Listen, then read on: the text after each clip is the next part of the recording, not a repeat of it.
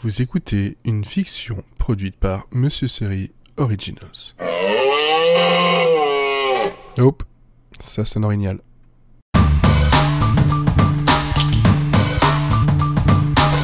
Je divague, épisode 3. Et si au lieu de me poser sur ce métaphorique divan de psy, je partais de nouveau à la recherche de l'aspiration et du rire perdu, m'entraîner tel un Alain Prost de l'humour Formule 1. Pas si éloigné que ça du détective privé, j'ai souvent été inspiré par l'inspecteur de police.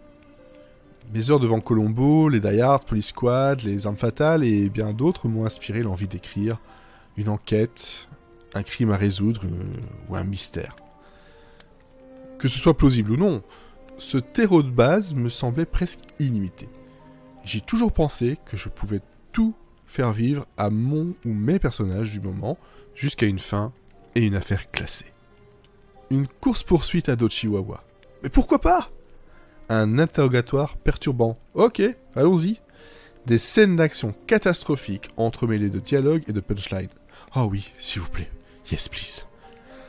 Vous l'aurez compris, à l'époque, ma recette était, selon moi, malléable. J'aurais limite pu écrire une histoire horrifique, historique ou un porno. Je n'aurais rien changé à ma vision et au peu de construction que j'avais. Parce qu'alors, j'étais convaincu qu'il n'avait pas de limite, qu'il me suffisait de poser sur papier toutes les idées qui passaient par mon esprit, tordu, et qu'à la sortie, il y aurait bien quelques éléments qui fonctionneraient et trouveraient un public. Et peut-être, au bout du compte, cette façon de penser était la meilleure, celle qui empêcherait tout blocage, car il n'y a pas de barrière. Monsieur, bonjour. Inspecteur Minator de la police de l'humour. J'ai un mandat d'arrêt contre votre technique d'écriture. Vous n'avez pas le droit d'écrire des histoires qui n'atteignent pas un niveau de qualité imaginaire d'un public qui l'est tout autant. Tout ce que vous pourrez dire, penser ou écrire sera retenu contre vous. Contre moi ? Oui, contre vous. Même nu ? Et non avenu, monsieur. Je dois appeler mon avocat ? Monsieur, on se calme, reposez ce fruit. Les blagues prévisibles et éculées vous sont interdites désormais. C'est à quelques détails près comme ça que je vois la situation. À tout moment, la police de l'humour peut débarquer, me montrer ce fichu mandat d'arrêt, et je serai incapable de défendre ma cause. Pire, je m'enfoncerai davantage et je retournerai à la prison de Writer's Block. Alors qu'en fait, cette prison n'existe même pas. Tout ça, c'est là-haut, ça se joue. Non, je parle pas de Dieu, mais de mes ménages, voyons, quand même. Mais je sens au fond de moi que je me laisserai pas faire aussi facilement. Je résisterai, tenterai de m'enfuir et s'en suivrait une course-poursuite des plus mémorables. Ouais, on ne bouge plus, monsieur. Un feu n'aidera en rien votre cause. Je suis un homme libre, j'ai le droit de faire des blagues que je veux. Je n'ai blessé personne. Vos blagues peut-être, mais cette course-poursuite va au moins vous donner un point de côté. Impossible, je cours tout droit. Bon, monsieur, arrêtez-vous. Monsieur, arrêtez-vous, je vous dis. Monsieur, bon monsieur, arrêtez-vous, je vous dis, où je devrais faire feu. C'est gentil, mais ça va, j'ai pas froid. Oh, non mais là vous l'aurez bien cherché, hein.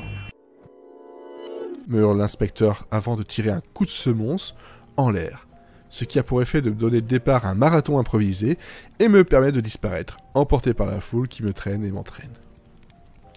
Tiens d'ailleurs, si on dit un coup de semonce pour un coup de feu, est-ce qu'un coup de semence... Non, en fait non, j'irai pas plus loin dans cette réflexion qui n'a ni queue. En fait, ce qu'il faudrait que j'essaye, c'est de me mettre en danger. Non pas en tentant d'écrire au bord d'une falaise ou entouré par une armée de singes samouraïs. Il faudrait que je sorte de ma zone de confort, si je peux encore la nommer de la sorte, vu qu'elle n'a pas réellement été d'une grande aide ces dernières années. Que dis-je ? Décennies. Je pourrais tenter d'écrire un récit de super-héros, une comédie romantique, une histoire avec un monstre gigantesque ou bien un documentaire sur la fabrication des aglets. Ou pourquoi pas une comédie romantique entre un super-héros ou une super-héroïne et un ou une monstre gigantesque, monstresse, en forme d'aglet. Je pourrais même écrire sur quelqu'un qui débloque progressivement sa panne d'inspiration en parlant de cette dernière et de ses origines. Et ça s'appellerait Blockman Origins. Mais encore une fois, je divague. Merci de nous avoir écoutés, et à bientôt pour une nouvelle production Monsieur Série Originals.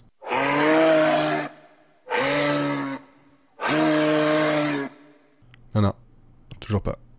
Ouais, animal.